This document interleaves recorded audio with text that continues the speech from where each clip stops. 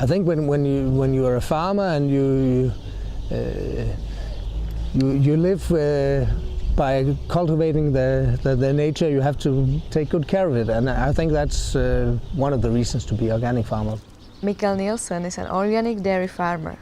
He lives with his wife and 3 children on their farm in a small village called Ronde, 30 kilometers from Aarhus. This summer they suffered from the worst drought on record.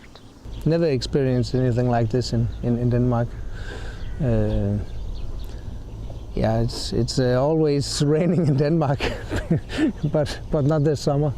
Because of the drought, Mikkel had to give up some of his cattle as he was unable to feed them. As a result, his earnings suffered and he was not able to meet his budget. Of course, when you're in the middle of it, you get a little bit stressed about that things are not as they used to be, and you can't do the things that you normally do. So of course it's more stressful than a normal year.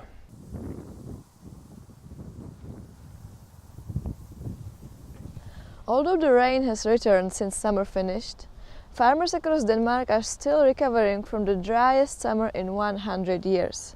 We went to the Aarhus farmers markets to see how they are doing.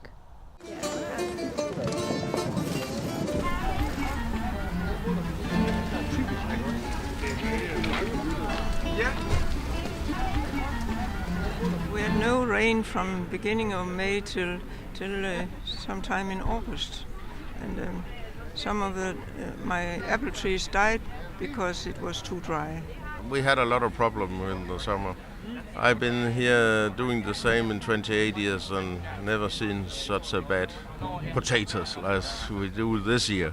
It was very hot, so we had a lot of problems with water and for the vegetables and for the fruit. So it was actually it was not the best year. This year's harvest was the worst in 35 years and significantly lower than 2017. The sum of these losses is estimated to be 6.4 billion kroner, but this is expected to rise as the impact of the drought is continuing. At the end of September, the Danish government announced a support package worth 380 million kroner. But is this enough for every struggling farmer in Denmark? Klaus Kaiser doesn't think so.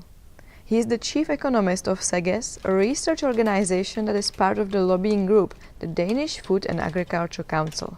When we measure the size of the rescue package, it amounts to about 4% of the total loss.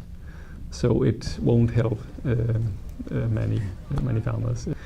They are going to renegotiate at the beginning of next year, but we don't think that they will come up with a bigger package. It's very difficult for the politicians to pass legislation that favors the farmers. On top of the drought, many Danish farmers are also facing a debt crisis. In the past 10 years, following the global financial crisis, many have gone bankrupt and are unable to purchase properties. I think the Danish farmers have a record level of debt, not in Europe, but in the whole world. This is where the European Union comes in. The Common Agriculture Policy focuses on making farming more sustainable and profitable across the 28 member states. Up until 2020, they will invest 7.1 billion euros in Denmark, which comes in the form of direct payments for individual farmers. This is saving many Danish farmers from economic failure. Although Mikkel isn't facing bankruptcy, this has kept his business alive. Yeah, if we didn't get it, I don't think we would have, for example, this year we wouldn't have earned any money at all. And while he needs the money, it is not always easy to accept the help. Yeah, it's difficult because when you're a farmer, you want to stand on your own feet and not be dependent on having money from anyone else. Hopefully you can produce some good products that consumers want to buy, and you can get a good price for it. Where to from here? While receiving subsidies from the EU may help many farmers, Klaus Kaiser thinks that the other solutions are needed as well.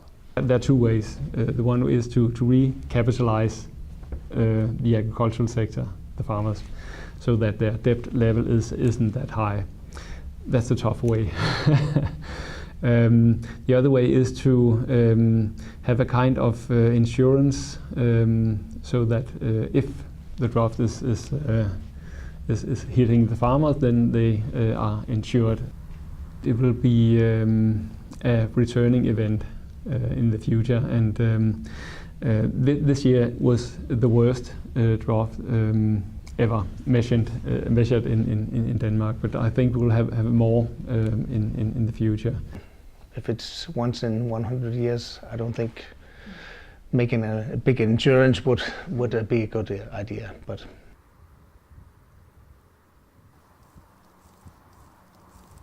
Mikkel is more optimistic about the current situation.